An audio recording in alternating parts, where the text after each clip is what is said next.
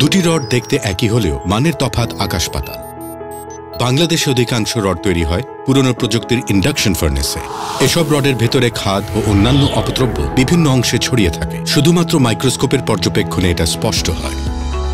Induction ফার্নেসে পরিশোধন সম্ভব নয় বলে তৈরি রড কখনই ভূমিকম্প সহনীয় হয় না। ভূমিকম্পের সাইক্লিক লোড যখন ঢেউয়ের মতো আঘাত হানে, তখন রডের খাদযুক্ত দুর্বল স্থানে স্থাপনাটি ভেঙে পড়ে।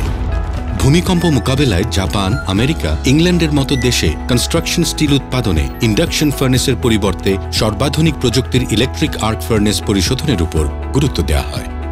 বাংলাদেশে একমাত্র একেএস এ রয়েছে ইলেকট্রিক আর্ক ফার্নেস পরিশোধন ব্যবস্থা।